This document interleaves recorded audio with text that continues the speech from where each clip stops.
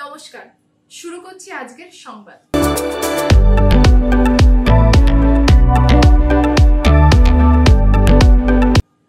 আগামী 1 জুন সপ্তম দফা ভোট গ্রহণের পর সারা দেশে এবারের মতো লোকসভা নির্বাচন পর্ব সমাপ্ত হবে। এরপর রয়েছে ভোট গণনার পালা। সারা দেশে ভোট গণনা হবে আগামী 4 জুন। পূর্ব বর্ধমান জেলার অন্যতম দুটি লোকসভা কেন্দ্র বর্ধমান দুর্গাপুর এবং বর্ধমান পূর্ব, এই দুটি লোকসভা আসনে ভোট গণনা হবে বর্ধমান শহরে। বর্ধমান দুর্গাপুর লোকসভা আসনে ভোট গণনা করা হবে university institute of technology building এ। আর বর্ধমান পূর্ব লোকসভা কেন্দ্রে ভোট গণনা করা হবে সাধনপুর পলিটেকনিক কলেজে। এই উপলক্ষে আয়োজিত এক সাংবাদিক সভায় জেলা শাসক কে রাধিকা আইয়ার বলেন, 38 নম্বর বর্ধমান পূর্ব লোকসভা আসনের অধীনে 7টি বিধানসভা রয়েছে, আর 39 নম্বর বর্ধমান দুর্গাপুর লোকসভা আসনের অধীনেও 7টি বিধানসভা রয়েছে। প্রতিটি বিধানসভা কেন্দ্র অনুযায়ী 14 থেকে 16 রাউন্ড ভোট গণনা করা হবে। জেলা শাসক জানান, 4 জুন সকাল 6:30টায় স্ট্রং রুম খোলার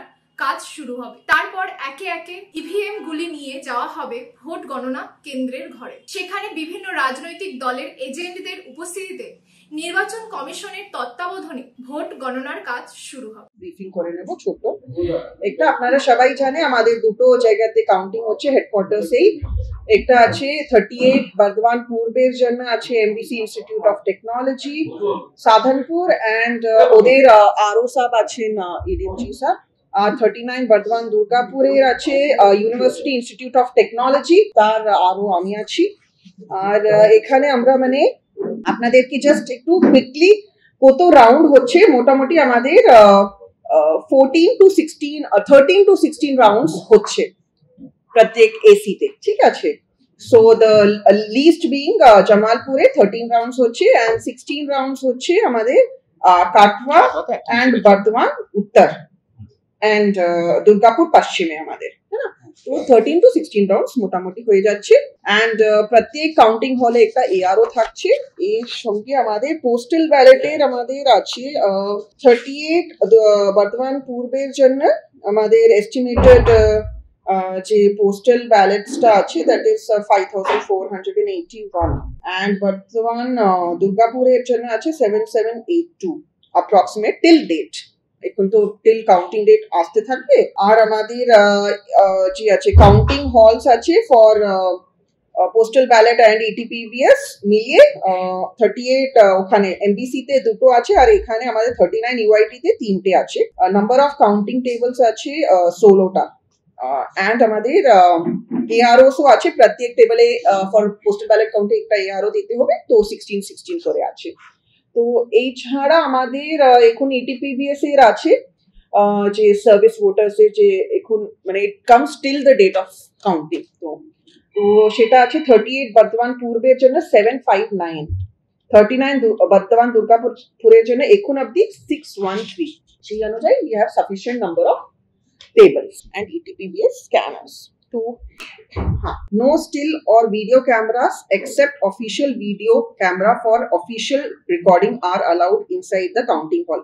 15.6.5a of RO handbook. Handheld cameras without stand can be allowed inside the counting hall by the press persons carrying media pass issued by the ECI. Further, while taking audio video coverage of the counting process with handheld cameras by the media persons / journalists, the actual votes recorded on an individual CU-COM VVPAT or ballot paper should not be photographed or covered by audio-visual coverage under any circumstance.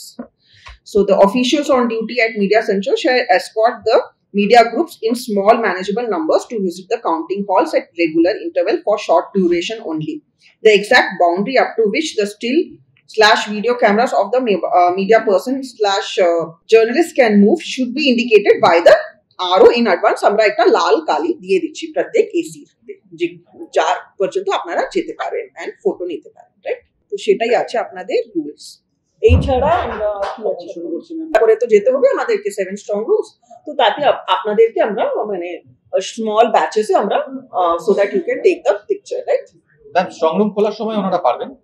তারপরে আমরা যেটা আমরা ঠিক করেছি যে third রাউন্ডের পরে madam যেটা বললেন যে স্মল ব্যাচ করে ডিআইসিও সাহেবের এবং ওখানে এসডিআইসিও থাকবেন তাদের ইয়েতে স্মল ব্যাচ করে থার্ড রাউন্ডের পরে একটা সময় নিয়ে যাওয়া হবে, কিন্তু কোনো ভিডিওগ্রাফি হলের ভেতরে কোনো ভিডিওগ্রাফি করা যাবে না।